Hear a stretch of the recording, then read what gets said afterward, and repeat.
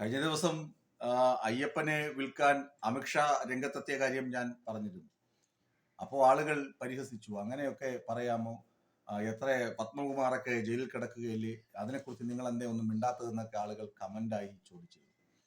ഇപ്പോ വ്യക്തമായില്ലേ, BJP വ്യക്തമായി തീരുമാനിച്ചു കഴിഞ്ഞു. ത്രിതല പഞ്ചായത്ത് തെരഞ്ഞെടുപ്പിൽ BJPക്ക് പ്രതീക്ഷിച്ചത്ര വോട്ടുകൾ ലഭിച്ചില്ല. അക്കുറി ശബരിമല വിവാദം കത്തിച്ചതൊക്കെ കോൺഗ്രസ്സുകാരാണ്, UDFകാരാണ്. ആ ഗുണം UDFന് പോയി എന്ന പരിഭവം BJPക്കുണ്ട്.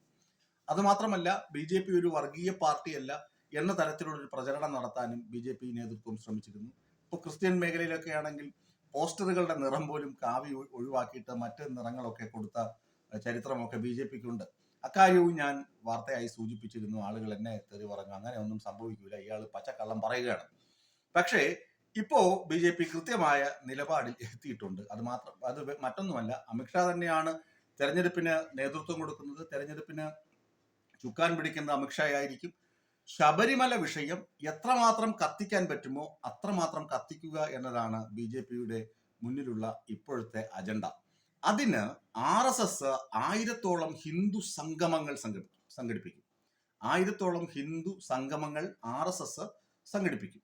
മറ്റ് പോഷക സംഘടനകൾ, സംഘപരിവാർ സംഘടനകളുണ്ടല്ലോ, ഒരുപാട് സംഘടനകളുണ്ട്.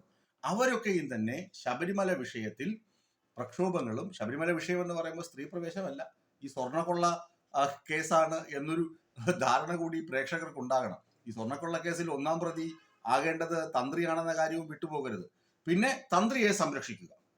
ആചാര ലംഘനവും അല്ലെങ്കിൽ എല്ലാ കാര്യങ്ങളും അറിഞ്ഞു വെച്ചിട്ടും അറിഞ്ഞില്ല എന്ന ഭാവം കാണിച്ച തന്ത്രിയെ സംരക്ഷിച്ചു നിർത്താനും BJP ശ്രമം നടത്തും. ഇതെല്ലാം വോട്ടാക്കി മാറ്റാൻ കഴിയും. നിയമസഭയിൽ 7 ജില്ല, പ്രത്യേകിച്ച് 7 ജില്ലകളിൽ, തിരുവനന്തപുരം, പത്തനംതിട്ട, അതുപോലെ തന്നെ തൃശ്ശൂർ, പാലക്കാട് തുടങ്ങിയ 7 ജില്ലകളിൽ, കൊല്ലം എന്ന് പറഞ്ഞാൽ അക്കൂട്ടത്തിലില്ല. അതുകൊണ്ട് കൊല്ലംകാർക്ക് അഭിമാനിക്കാം. കൊല്ലത്ത് അവർക്ക് അത് അത്ര വലിയ പ്രതീക്ഷയൊന്നുമില്ല. മറ്റ് ജില്ലകളിലൊക്കെ തന്നെ വോട്ട് വിഹിതം കൂടിയ സ്ഥലങ്ങളിലും ഹിന്ദുത്വ വോട്ടിന്റെ കൺസോൾട്ടേഷൻ നടന്ന സ്ഥലങ്ങളിലും കാര്യമായ പ്രവർത്തനം, പ്രത്യേകിച്ച് ശബരിമല വിഷയം കച്ചവടവൽക്കരിച്ച് ശബരിമല അയ്യപ്പനെ തെരുവിലിറക്കി 1000-ഓളം ഹിന്ദു സംഗമങ്ങൾ RSS സംഘടിപ്പിച്ച് എത്രത്തോളം ഹിന്ദു വോട്ടുകളുടെ സമാഹരണം നടക്കുമോ അത്രത്തോളം ഹിന്ദു വോട്ടുകൾ സമാഹരിക്കാനാണ് BJPയുടെ ശ്രമം. ഇത് വർഗീയത വിറ്റ് വോട്ട് നേടുന്നു എന്ന് CPM ആരോപിച്ചാൽ ഇതിനകത്ത് എന്ത് തെറ്റാണ് പറയാനുള്ളത്?